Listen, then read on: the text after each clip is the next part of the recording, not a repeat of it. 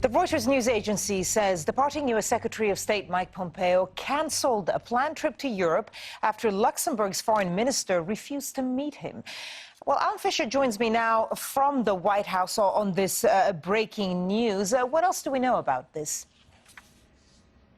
This coming just in the last hour or so. We know that John Asselborn, who is the Luxembourg foreign minister who was due to meet with Mike Pompeo, has been very critical of what he saw happen in the capital just last Wednesday. In fact, he described Donald Trump, the President of the United States, close ally of Mike Pompeo, as a criminal and a pyromaniac. So he was very unhappy with what he saw, clearly understood this to be an attack on democracy. We know that Mike Pompeo, of course, famously said that there could still be the possibility of a second Trump term when he was asked that question. And so Asselborn has decided that he wasn't going to meet Mike Pompeo. Now, Mike Pompeo was going to go from Luxembourg all the way over to Belgium, not that far. He was going to meet the Belgian foreign minister, and he was also going to have a private meeting with the Secretary General of NATO. Now, it appears that suddenly there was going to be no public events, and a number of senior officials were very reluctant to meet Mike Pompeo. Given that, it appears that the State Department then decided that it was going to cancel the trip completely, and so Luxembourg, Brussels, both off, cancelled, put away. Now, when asked about this, the State Department said this was because of transition planning, which is interesting because Mike Pompeo has spent a large part of the last couple of days giving speeches and making addresses. Just on Monday, he spoke to Voice of America in very controversial fashion, and then just in the last couple of hours, he's been at the National Press Club here in Washington to talk about the US relationship with Iran, accusing Iran essentially of giving a safe bolt hole to Al-Qaeda and essentially urging the world to act on that problem. But the fact that he's had to cancel his trip suggests a future for Trump administration officials, that they might find themselves becoming political pariahs because of all that happened on Wednesday and the fact that so few of them have actually spoken out against Donald Trump or the action of his supporters. Well, speaking of Donald Trump, we've seen the president in public for the first time since last week's unrest in Washington and ahead of moves in Congress to remove him from office. But let's just listen to what he says, because he says this is all just a witch hunt. It's really a continuation of the greatest witch hunt in the history of politics. It's ridiculous. It's absolutely ridiculous. This impeachment is causing tremendous anger, and you're doing it, and it's really a terrible thing that they're doing. For Nancy Pelosi and Chuck Schumer to continue on this path, I think it's causing tremendous danger to our country, and it's causing tremendous anger. I want no violence. Well, Alan, what do you think we can read into the president's comments there? Well, I think what was interesting, he was also asked about whether or not some of the comments he made led to the outbreak of violence. He said that his comments were appropriate, completely appropriate, and that harks back to his phone call with Ukraine that led to his first impeachment, where, of course, he said his phone call was absolutely perfect.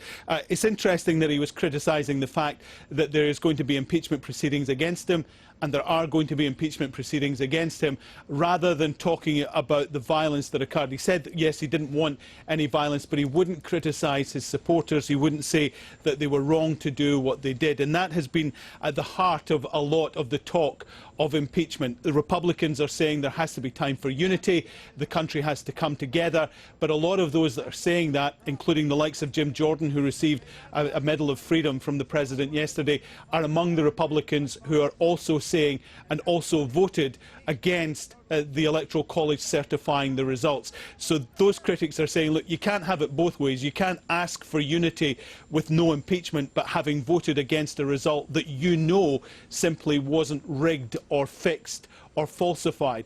And so Donald Trump, clearly it's interesting that he's coming out to speak for the first time since Wednesday, although he's done a couple of Facebook videos and Twitter videos since then. but the fact that he didn't take any questions. He loves standing in front of the helicopter, taking questions from reporters. How many times have we seen that over the last 4 years? This time what he did was essentially come out, make a statement and walk away.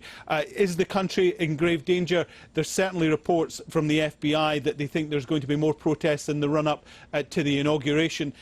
Many people are urging the president, first of all, to call Joe Biden and congratulate him on winning, and secondly, to urge people to stay away from the Capitol over the next few days, to let the authorities essentially plan for the inauguration and make sure it's carried out safely.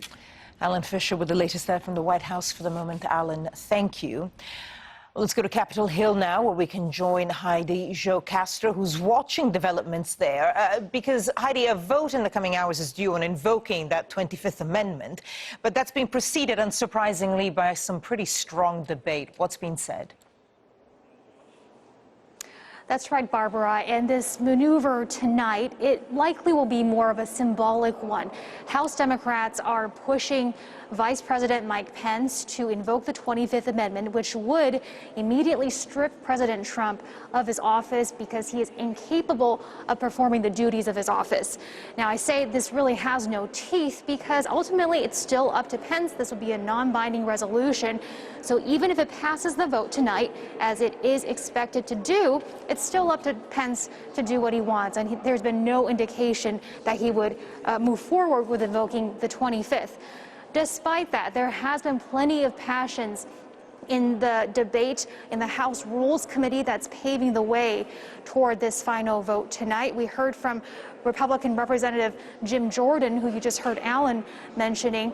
Jordan, perhaps Trump's most steadfast foot soldier, who has been at the president's side through all of this, receiving the Presidential Medal of Freedom just yesterday in a private ceremony at the White House. Well, he was pressed by the Democratic chairman of the Rules Committee to utter 5 words that the chairman said may really help dampen the tensions here. Those words being, the election was not stolen.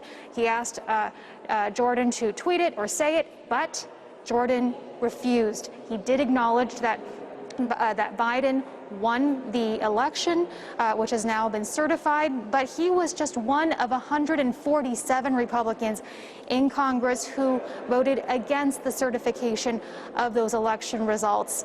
Many have suffered consequences in terms of losing corporate donations or book deals, and today Jordan and other Republicans defended themselves, not so much as defending the merits of those baseless claims that Trump continues to say that this election is stolen, but rather Republicans saying that they followed the process to contest the results, that it was all legally sanctioned, and arguing to Democrats that they should not move forward with removing Trump from office via either the 25th Amendment or for impeachment, because Republicans say that would cause further disunity in the country, to which Democrats responded crocodile tears, saying that it was Republicans repeating those lies by President Trump that the election was stolen that helped foment this anxiety and the violence in the first place. Barbara. Yeah, the U.S. remains a very divided country, doesn't it? Heidi Joe-Castro with the latest from Capitol Hill. Heidi, thank you.